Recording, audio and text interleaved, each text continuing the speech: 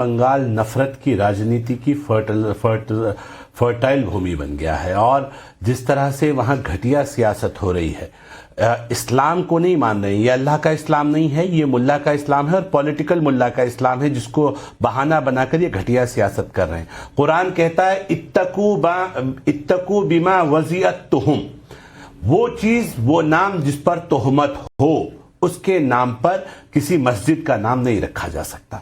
बाबर एक जानवर को कहते हैं, ये फारसी शब्द है, इसका हिंदी अनुवाद शेर, चीता, बाघ है।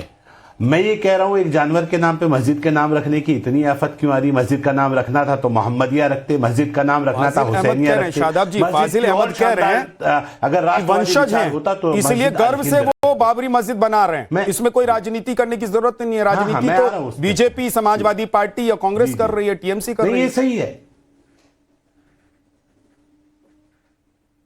जी, ये सही है। फाजिल साहब इनके वंशज हैं और इन वंशजों ने इस मुल्क का बेड़ा गर्क किया है। हम इनके वंशज नहीं हैं, हम भारतीय मुसलमान हैं, हम भारतीय डीएनए हैं और हमारा मानना है, हमने अपना मजहब बदल दिया, खुदा को मानने का तरीका बदल दिया। अब हम अशहदु अल्ला इलाहा इल्लल्लाह के मानने वाले हैं, लेकिन हम बाबर के इन आक्रांताओं के वंशज नहीं हैं, हम भारतीय डीएनए हैं। और हम बड़ी जिम्मेदारी से इस बात को कह रहे हैं, हम श्री राम के मानने वाले लोग हैं। राम सबके हैं, राम हमारे हैं और मैं कहूंगा है राम के वजूद पे हिंदुस्तान को नाज पहले नजर समझते हैं। उनको इमाम हिंद, मुस्लिम इंटेलेक्चुअल ने उनको इमाम हिंद कहा है। इमाम उसको कहते हैं जिसके पीछे आप चलते हैं, जिसको फॉलो करते हैं, जिसको मानते हैं। उस मानने वाले राम का अपमान कर रहे हो और जानवरों के नाम पे मस्जिदों का नाम रखते हो। आपकी नीच सोच बात का साफ बात अब उससे आगे निकल गई है कि आप घटिया सोच, नाम तो तय हो गया कि रखेंगे बाबर के नाम पर। बात उससे आगे निकल गई है कि बाबर के नाम पर हिंदुस्तान में,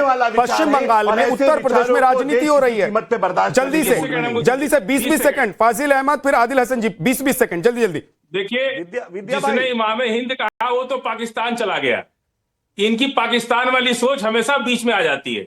जिसने इमाम हिंद कहा वो पाकिस्तान चला गया, उसको भारत अच्छा नहीं लगा। ये घटिया बात मत कीजिए। पाकिस्तान में चला गया, कहा क्या कह दीजिए, गलत कहा। आप थोड़ी मानते हैं, आप श्री राम के वजूद पे सवाल खड़ा करने वाले लोग हैं, उनके अस्तित्व पे सवाल खड़ा करने वाले लोग हैं। आपको एक घटिया राजनीति करनी है, बांटने वाली राजनीति इस्लाम नहीं सिखाता। ये अल्लाह का इस्लाम नहीं है। अपने वतन से मोहब्बत करना ये इस्लाम है। हुब्बुल वतनी मिनल ईमान, हुब्बुल वतनी निफ्सुल ईमान। वतन से मोहब्बत ईमान का एक बड़ा हिस्सा है। आप क्या समझेंगे? आप देश जिस थाली में खाते हैं उस थाली में छेद करते हैं। आपको वफादारी शब्द का मतलब नहीं पता। आप अशफाकुल्लाह खान के वंशज नहीं हो सकते। आप इन्हीं के वंशज हैं जिन्होंने देश को हमेशा जख्म दिए हैं। आपकी जख्म देने की बात आप क्या है? थोड़ा सा चारा देकर बस्ती की बकरियां गजलें सुना रही हैं कसाई की शान में। आप क्या हैं? तो है आप क्या हैं? फाजिल अहमद, अगर आप ये कह रहे हैं कि आप बाबर के वंशज हैं, आप ना इस्लाम को मानते हैं, एक बात तो ये क्लियर है, उनको मानते हैं आप घिनौना चेहरा है मुसलमानों का। आप मूलतः भारतीय नहीं हो सकते। आप किराए पर भारत में बसे हुए या आक्रांता की वजह से भारत में पैदा हुए, आप एक इंसान हैं और भारत में रह रहे हैं, भारत की खा रहे हैं, लेकिन राग पाकिस्तान और मुगलों वाली गा रहे हैं। कजाकिस्तान भारत का क्लियर हो गया। फाजिल अहमद भाई, हमको बताइए, आप हमको ये भी बता दीजिए ना, सब कुछ यही था तो बाबर यहां क्या करने आया था? बाबर यहाँ क्या करने आया था? और फिर बाबर और मुगल यहां से गए क्यों? सब उन्हीं का था। तो आप उन्हीं के, ये भारत का टुकड़ा उन्हीं का, तो आप लोग साथ में चले जाते। जैसे उन लोगों को भगाया गया, आप लोग भी साथ में भाग लेते। आदिल हसन जल्दी से 20 सेकंड में सर, 20 सेकंड आदिल हसन जल्दी से, जल्दी से। विद्या भाई चुप कराइए।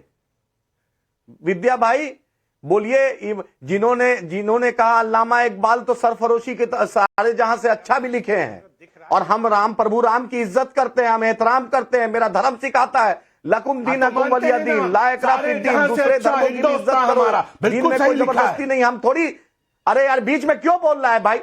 ऐसे नहीं सुनिए, ऐसे बीच में नहीं सुनना है।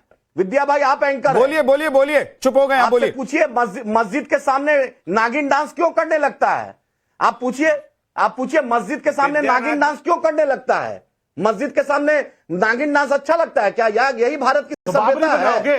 दोबारा बाबरी बनाओगे, निकालते हैं, मस्जिद नफरतें के खड़ी सामने करोगे, नागिन हमारे नाच जख्मों करते पे हैं, नमक आपका रगड़ोगे, मीडिया जी। हमारे जख्मों को दोबारा ताजा करोगे। तुम्हारे कितना तुम्हारी जलील औकात करोगे नहीं है, देश तुम के मत बोलो। मुसलमानों को, चुप रहो, कितना चुप रहो, तड़पाओगे चुप रहो, अपनी ना घटिया भौंकना। राजनीति के लिए, तुम भौंको कितना मत, परेशान चुप रहो, करोगे हमें, भौंको मत। कितना जलील सरकार करोगे के दलाल हमें। हो, दलाल बन के रहो। प्लीज प्लीज प्लीज इस तरह अरे के शब्दों का सरकार के इस्तेमाल दलाल नहीं, हो, गलत है, गलत है। भौंको मत।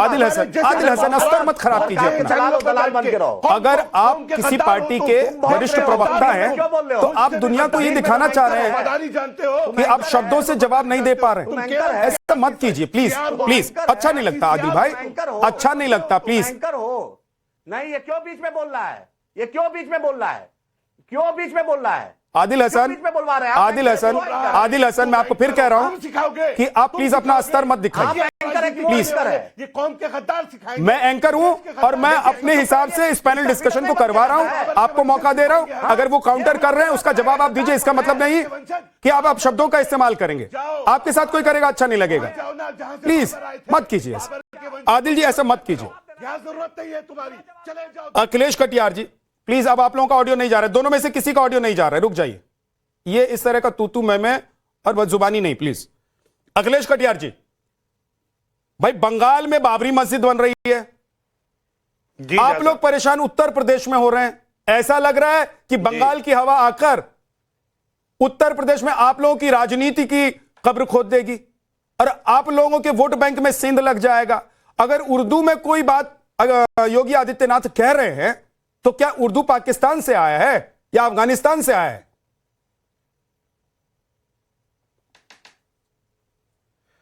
झा साहब 35 मिनट हो गए, 2-3 मिनट बोलने दीजिएगा प्लीज जी, क्योंकि मैं 35 मिनट से बिल्कुल चुपचाप सुन रहा हूं।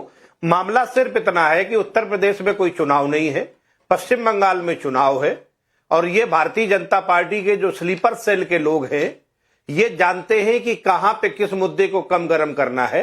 बहुसंख्यक वर्ग के साथ अल्पसंख्यक वर्ग को भिड़ा के राजनीतिक मुद्दे हल करना, ये जो जिस तरीके की राजनीति है ये भारतीय जनता पार्टी करती आई है, आज भी कर रही है, तो इसमें कोई और बात नहीं। और हिंदू मुसलमान की बात जो भारतीय जनता पार्टी करती है, 2016 में अदनान सामी जी के बारे में पूरा देश जानता है, नागरिकता भी देते हो, पद्मश्री भी देते हो, और उनके फादर पायलट थे जिनके ऊपर आरोप है पठानकोट में, उन्होंने क्या क्या किया था इस देश में 65 की लड़ाई में। तो ये हिंदू मुसलमान दिखाने के लिए जो भाजपा करती है उसका चेहरा अलग है, लेकिन जब हिंदुओं के साथ यूजीसी का दलित और पिछड़ों का मामला आता है तो भारतीय जनता पार्टी क्या करती है वो भी पूरे देश में देखा है। तो झा साहब, जो भारतीय जनता पार्टी का जो मामला चलता है वो पूरा देश जानता है कि पश्चिम बंगाल में चुनाव है और पश्चिम बंगाल में चुनाव में ध्रुवीकरण करके अल्पसंख्यक समाज के खिलाफ बहुसंख्यक समाज को लड़ा के और नीतियों से अलग हटके राजनीति जो करती है उसे पूरा देश जान चुका है। और ये जो अभी योगी जी इन्वेस्टमेंट की बात कर रहे थे,